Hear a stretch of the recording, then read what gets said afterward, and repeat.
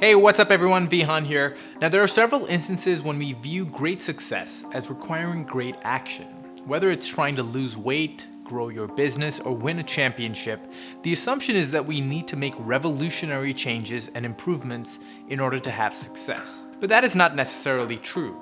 And this changed for me when I was introduced to the Marginal Gains Theory, which focuses on small, consistent changes in order to become great.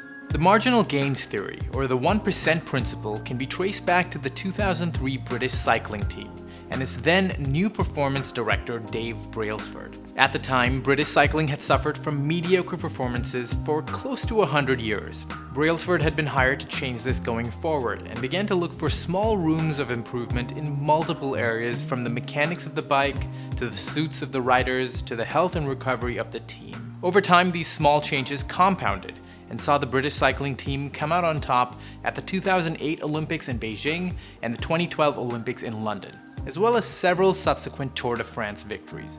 For a 10-year period starting in 2007, the British cycling team is widely regarded to have been the most dominant in the history of the sport. Through Brailsford's approach, the theory of marginal gains suggests focusing on small changes and seeking constant improvement 1% at a time. Very often, radical or transformational change can throw you into disarray, and that's when you concentrate on making several 1% improvements, the compound effect of which will add up to something significant and help you avoid a major upheaval. Improving by 1% may seem entirely negligible at first, but over time the effects snowball into a major change. In fact, author James Clear explained that if you can get 1% better each day for 1 year, you'll end up 37 times better by the time you're done. And if you get 1% worse each day for 1 year, you'll drop all the way down to about 0. So in a similar way that marginal gains can accumulate, so can marginal losses. And so if you discover a decline in your results, this may just be the sum of several choices. It may also very well be 1% here and 1% there, noticeably adding up to a significant issue. So be wary of that as well. Now at this point you may be thinking, alright Vihan, I get the 1% thing, but can't I just increase it to about 5 or 10%? Well, I'm glad you asked, and you're not wrong for thinking that, but the marginal gains theory highlights that whatever venture you're pursuing is bound to have multiple facets to it, and it's highly unlikely to drastically change everything. Instead, aiming to improve every single aspect of your business, sport, or habit by just 1% will have much more of an overall impact than the sum of its parts. If you've watched my video on the 5-hour rule, you'll know that constant learners who spend 5 hours in a week dedicated to learning end up significantly improving a lot more than their peers who don't do the same.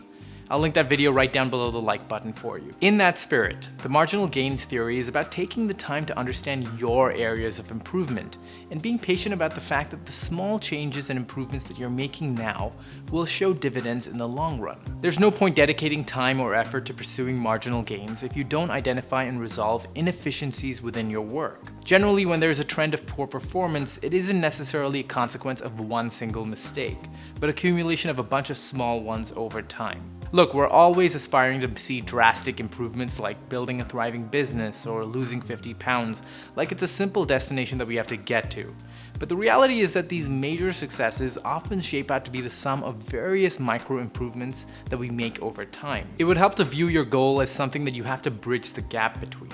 Considering where you are now and where you want to be, look at all the critical success factors that come into play for you to get to your goal and focus your improvement around them. When I think about applying the marginal gains theory, I'm reminded of a really memorable anecdote that Will Smith once shared about setting out to make improvements over time. And I learned very young From parents? from my parents, absolutely, that you don't try to build a wall.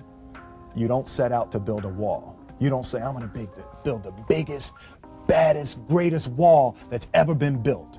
You don't start there. You say, I'm gonna lay this brick as perfectly as a brick can be laid. There will not be one brick on the face of the earth that's gonna be laid better than this brick that I'm gonna lay in this next 10 minutes. And you do that every single day. And soon you have a wall. And soon you have a wall. Now maybe I would use a different metaphor than building a wall in today's world, but the idea is that in order to have a true shot at greatness, your attention likely needs to be focused on doing those small things as well as you can. and making steady improvements so that one day you can look back and see what those tiny, consistent changes have amounted to. And hopefully you'll be proud of bridging that gap, and hopefully you'll be proud of the success that you'll experience as a result of it. If you like this video, I make a lot of them. Subscribe to the channel for more from me every week, or visit vihanchelliah.com to stay in touch and get a copy of my free productivity cheat sheet. That's it.